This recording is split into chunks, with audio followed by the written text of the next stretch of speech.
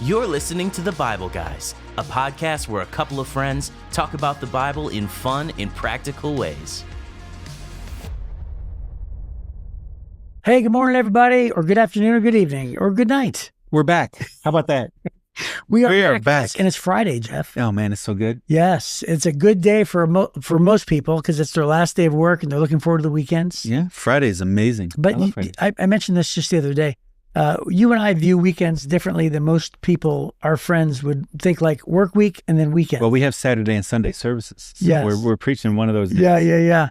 So it's more like us. It's more like it's almost backwards. Back in the old days when we did Saturday services, I preached on Saturday 2 times and then 2 or 3 times on Sunday. Yeah. Right? That was so hard. But now it's I'll preach one and you preach the other. So however that goes. And that's is a way better. Thank God for Chris Arbaugh. That's all I can say. Oh, that's the application. There you go. Hey, that's why not? Right there. I'll take it. Okay. Well, our longtime listeners, if you're a new listener, this is going to be a special moment for you. Yeah. For our longtime listeners know how important good news is. And that we scour the internet. And we assess every news channel and every news source, and we pick what we think is the most reliable. And I think the most reliable, the most useful news source on the planet, with almost no close second placer. Wow. Is the Babylon Bee. Yes, which is a satire news source. Yes, and it feels about as legit as all the others. So every once in a while we'll bring you some real news and other things. And sometimes we bring you special interest points. And this one strikes particularly close to home for several reasons. For you especially. For me. So this one is Man Replaces Personality with New Smoker. Which is hilarious. October 21st, Bountiful, Utah. And I love this picture, this guy looking at the camera. Yeah. Local man James Larson made a significant life change after deciding to replace his entire personality with his affection for his newly purchased smoker. Have I shown you my smoker? Larson asked no one in particular. That smoker's a great smoker. You can smoke fish, bacon, chicken, hot dogs. Some people say you can't smoke cornbread on there, but nope, you can smoke cornbread too. Larson spent the better part of Tuesday afternoon telling anyone who would listen about the features of his new smoker and how he planned to smoke this year's Thanksgiving turkey, which I'm working on right now. That's hilarious. I'm going to use an injection basting system because brining is what peasants do. Larson continued, hey, look, my mom's calling. I bet she'd like to hear about my methods for cleaning the racks and what sort of wood chips I'm using in this 16-hour brisket I've got going right now. Larson's wife, Jenny, said she was getting a little tired of the smoker talk, but admitted to humoring her husband because he'd been cooking so many more meals lately. I want to tell him he needs to talk about something else, but I haven't had to make dinner in 2 weeks, so I'm just going to ride this gravy train as long as I can, she said. And I mean that literally. James told me he's trying to figure out how to smoke a literal gravy train, whatever that is. Wow. At publishing time, Larson could be seen quietly singing to his smoker and covering it with a blanket on the cold night, a move that concerned his family, but they said they'd wait until after he finished the next batch of ribs to bring it up. So what did I do just before this episode? You told me all about your brand new smoker. My brand new smoker? And you said it could be the best thing since you got married. You said even better than my kids. Even you're better than the day you had your kids. That's so funny. This is so funny. And then I read the article and went, oh my gosh. That's funny stuff. You know what I think we should do, Chris? We should do go over your house. We should do like smoke something for Desiree. Yeah, exactly. That'd be fun. Yeah. But we should do a Bible Guys episode on your porch. You and me, we should do a cooking show on my porch. You and Chad can pull that off. You and me, I think it'd be fun. You and Chad can pull it off. It would be fun. I could be teaching you how to grill. I've got a griddle. I've got a pizza stone. Yeah. I've got a smoke. I've got a grill. Oh yeah. If I'm the novice and I'm there to learn, I could represent the viewers who tune in who say, show me how to do stuff. Yeah, because you don't do a ton of cooking. Hardly any. And I love it. I love cooking because it's so different from everything else I do. So here's a confession, and whenever I say this, everybody is actually shocked at this. Mm-hmm. In fact, you may not even remember this because it's so against who you are as a person. Right. But when we first got married, Liz did all the cooking, and she worked the day shift, and I worked the night shift. Okay, so we had this grill, this very tiny grill, outside of our dorm at Baptist Bible College, and because she prepared 100% of everything for the first year that we were together, she began to grill. And so she did 100% of all the grilling because I was gone, literally. And so what ended up happening was we moved into our new little apartment, our efficiency apartment, and then she just continued to grill. And then it got to the place to where I just wasn't even having to grill. And so she took over the grilling, and our marriage had just started that way because of our jobs. And now she 100% of the time. Left a hole in your life. No, I love it because she goes out and makes everything and brings it in, and I eat it. And yeah, you love it. Yeah. Okay. Yeah. And so I don't miss it at all. So people, obviously guys are like, hey, do you ever grill this? You ever grill this? I'm like, I don't grill. Wow. I don't grill. My wife does all the grilling. Wow. But when you come to my house and you can smell the smoke. Oh, it's awesome. Now, by the way, I've grilled before. I mean, it's not like I've never done it. Okay. I've grilled. And I'm decent at it, but honestly, my wife is so good at it. I'm just like, why try to fix it? Every once in a while, just being nice, Liz will bring me gifts from, like if you guys have been up north or something. Yeah. Little specialty stores. She'll bring me some sauces or something every once in a while, and I always know that's from Liz. It's like grillers know each other. We have that look and we get that. Usually it's smoky eyes. Our eyes are red. That's funny. That's awesome, man. Yeah. Well, we should do it. I think we should do like the Jeff and Chris cooking show. Okay. Wouldn't that be fun? Oh, yeah, of course. Yeah. Anything like that would be fun. Sure. Well, it's fun for me because even as you're explaining, like right before the podcast, before we started filming, you were explaining what you were making. Oh, yeah. And I was totally enthralled. I made on my griddle. I was telling you, I have this new griddle, and so I made cheesesteaks, and then I made some for lunch. And then I made some garlic butter steak bites from Delmonico Steaks. They were so good, mashed potato. And so when I hear that, I don't want to grill. I think, Jeff, I want you to make that for me so I can eat it. Yeah, what are you doing sitting around here? Get out there and make that. Yeah, that's great. So, anyways. Yes. Did you think of a transition? I forgot. Did you forget to look it up? I did. So we're in a quandary. If you're a new listener, we're in a quandary because for a while we worked really hard at having give me a second. meaningful transitions. And then we got so bad at it, we started targeting having the worst possible transition out of the chit-chat part of the thing and into the conversation. I got it. So now Chris is trying to transition back to meaningful transitions. Yeah. So here's what I would say. I bet you that you give Bonnie a lot of peace because she knows that when you step up to that grill, even if you have important guests, even the most important guests, if Liz and I were coming over, yes, she would feel completely. The most important guest. That's correct. Yes. She would feel at peace because she just knows you've got this. Yes. If it's on the grill, you've got it. And let me tell you something. It reminds me of Psalm chapter 29, verse 11. Where God promises to give his people peace along with power. That's a good one. Yeah. Yeah. And by the way, that's a true statement. I bet you when you get to the grill, Bonnie feels complete peace because you have important people over. You have people from the church over. Sometimes it's an important meeting. Yeah. You have things to accomplish. We do it a lot. And we have a bunch of people from the church coming over. Some of our leaders are coming over Thursday night. And she always thinks they're going to love this. It's going to be good. It's going to be good. So I had to name my grill on my app. Oh. So I knew what grill I was operating, so I got a couple of them I can run on my app. Yeah. And so my new one's called Holy Smokes. Of course. Of course. What else would it be? Yeah, exactly. Holy smokes. Yep. Here we go. Anyways, we're in Psalm chapter 29, and it says, "Honor the Lord, you heavenly beings. Honor the Lord for his glory and strength. Honor the Lord for the glory of his name. Worship the Lord in the splendor of his holiness. The voice of the Lord echoes above the sea. The God of glory thunders. The Lord thunders over the mighty sea. The voice of the Lord is powerful, and the voice of the Lord is majestic. The voice of the Lord splits the mighty cedars. The Lord shatters the cedars of Lebanon. He makes Lebanon's mountains skip like a calf.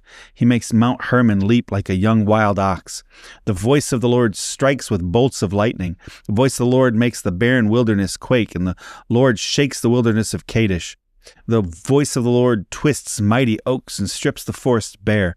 In his temple, everyone shouts glory. The Lord rules over the floodwaters. The Lord reigns as king forever, and the Lord gives his people strength. The Lord blesses them with peace." So that's it. That's it. So verse number 11 is our verse that we're focusing on. The Lord gives his people strength. The Lord blesses them with peace. This is a psalm of David. And David is starting the chapter by talking about honoring God. Honor God in everything, in his glory and his strength and his might. He's the God of thunder. He rules over the mighty sea. His voice is powerful. His voice can do very specific things. Yes. Right? I mean, like he even mentions Mount Hermon, which, by the way, is in Lebanon. Yes. It's in modern day Lebanon. Yeah. I love the fact that that is a real place. Yes. And here it is, 700, well, I don't know when Psalms was written. It would have been 3,000 years ago. 1,000 years, really? So it was written Before Christ. before, but I'm saying Psalms was written before Isaiah then. Yes. Okay. So anyway, and here he is mentioning, a real place, Mount Hermon. And by the way, Mount Hermon is so high, even though it's in the Middle East, it has snow on it. Yeah, it's so incredibly. Have you been in Lebanon? I have not. Huh. I was just there several months ago with my wife. But where Jesus met the woman at the well, I did drink from that well, and they said that it was from the snow caps of Mount Hermon. Mount Hermon, that's right. Yeah, which was unbelievably Isn't that cold. neat? It was ice cold. Well, the reason why, the listeners might go, why are you guys talking about this? Here's why. Because your faith is rooted in a real place and in a real person. That's right. Right? This is important. Your faith is not some esoteric concept or some philosophy that you're trying to live by. It's rooted in a real place with a historical book that tells us about the real Jesus Christ, who was a real person who lived in a real time and real place. Yeah. And our entire event, or our entire faith, is based on an event that is grounded in history. That's right. Which is the death, burial, and resurrection of Jesus Christ. And, the ultimate action of dying for our sins, paying for our sins, and then proving he has power over our sins. Yeah. Right? So then when I read this passage, and I remember thinking about this before, after the flood, with Noah's flood, God put the rainbow in the sky, and he said, hey, every time you see the rainbow, you can remember that I'll never flood the earth again. Yeah. Right? That was his promise. Which is incredible. Which, by the way, you'd be surprised how many people I talk to don't realize that is what the rainbow means. Right. They see the rainbow in the sky. They're like, oh, pretty after a rain. It's consistently after a rain, because in Genesis chapter 9, God said, I will never again destroy. In other words, hey, it's going to stop raining. Right? It's raining. Oh, no, it's raining. But don't worry, it's going to stop. That's right. And so God says, when you see the rainbow, just remember, I'm not going to destroy the earth again with a flood. And then he starts off saying, honor God, right? Honor the Lord for the glory of his name. And then he begins to unpack the power of his voice. When you hear the echo the echo or the noise of the sea, let that remind you of God. If you live near an ocean and you hear the waves rolling in, when you hear the thunder, let it remind you of the glory and the power of God. Right? That's what he's talking about. And then he unpacks the idea, the Lord splits mighty cedars. When major storms blow through, just let it remind you that's just a small glimpse at the power of God. He talks about the barren wilderness quake and the mountain of Mount Hermon shaking and leaping. Earthquakes should remind you of the power of God. These are all just minor blips compared to God's incredible power. And he said, whenever natural forces happen, every time, if that's possible on this planet, just think how incredibly powerful the creator of this planet is. Mm-hmm. Right? Yeah. He's the creator that made this world possible to have that storm or to have that earthquake or to have, the rolling of the waves and carving away. I was just watching some video of a bunch of houses there, was it last week or 2 weeks ago, along the Outer Banks as the storm was coming in, and a whole bunch of houses just crashed into the ocean. Yeah. Because, hey, all these rich people decided to want to build their house there, but you cannot stop the waves. Can't do it. Right. It's really amazing. Yeah. The glory of God and the power of the earth and, just in all the, the majesty of the ocean. I mean, just the ocean alone, right? You have to respect it. And it reminds me of, were you there on a Sunday when I shared, when I prayed in front of like 100,000 people? Oh, yeah. On that one day thing? Yeah. Well, what I didn't share was the night before it had come through, like a monsoon had come through. You were camping. We were all camping in tents. and so it was lightning right above us, and it was scary. Oh, right. Well, two things are my favorite things: getting wet, and then you hate being wet. I hate being wet. Hate it. Yeah. And so we were soaked to the bone. Everything we owned was soaked. It was like taking our luggage and throwing it at a lake and then pulling it up. And that's what our luggage was like. That's I'm not lying. So anyway, the point is that we're all super scared. One kid get hit by lightning. It was terrible. Wow. I mean, like it was just awful. It was just like this monster. It was like the biggest storm ever, and we're right below it. But anyway, so the next day we all get up, the sun's shining, and then a helicopter flies above. We all know it's Louis Giglio, right? Mm-hmm. He's flying above, taking footage, and then finally the day starts. We're still all nasty, soaking wet with rashes everywhere and everything else. And he stands up on stage, dry as a bone, coming from his hotel. And he stands up there, and the first thing he says to 100,000 students who've been suffering all night long, and he goes, "God displayed his mighty glory last night." I'm like, I want to say, shut up. Shut up. You were in a hotel room, and you were not out here suffering and ready to die, But he is right, though. He is right, because that is God's glory. God's glory is displayed in the mountains, in the sea, in the thunder, in the lightning, in the monsoons even, right? Yeah. Like it is God who creates, we never even talked about it, but yesterday's podcast, he said he places them, was it yesterday? No, it was 2 days ago in Isaiah, where he says he puts all the stars in the sky and he knows them he mentions them by name. Yeah. And then he says, then have confidence that God knows you. Don't say that he's not going to care for you. Right. Because God, talk about glory. So then there's a note in my life. You should get a Life Application Study Bible or a good study Bible, but I love the Life Application Study Bibles. We always are reading from the New Living Translation. So if you get one, that might be great. But there's a note here that says the cedars of Lebanon were large trees that could grow to 120 feet tall and 30 feet in circumference. 30 feet, dude. That'd take like 5 or 6 of us to hold hands to reach all the way around it, right? Yeah. Huge. And a voice that could split the cedars of Lebanon would be a truly powerful voice. Only the voice of God. Even the most impressive parts of nature are under God's complete control, which I love. It also mentions here... that's a 13-story building, by the way. Yes. Yeah. Yeah. Lightning. He talks about that. He talks about the voice of the Lord twists mighty oaks and strips the forests bare. He's talking about tornadoes. So this idea that even the most impressive parts of nature are under God's complete control, they have to submit to God. God's voice is like that. And people go, man, I wish I could hear God's voice. Wouldn't that be amazing to hear God's voice? What's amazing is he gave us his word. Right? We have the power. So that kind of power, we don't even think to pause to crack open. And, we're just like, man, if only I could have the power of God in my life. He gave you his word. And it tells us how powerful his voice is, right? Mm-hmm. And the point of a voice is not to make noise. The point of the voice is to communicate. Right. Right? And he's communicated with you. He's given you 66 books, and he's pointed you in the direction of Jesus and let you know that he is the conductor of the symphony of time, and we're living in it, and he has all the power and he has all the ability. And then it's in that context when even nature is only an echo of his voice.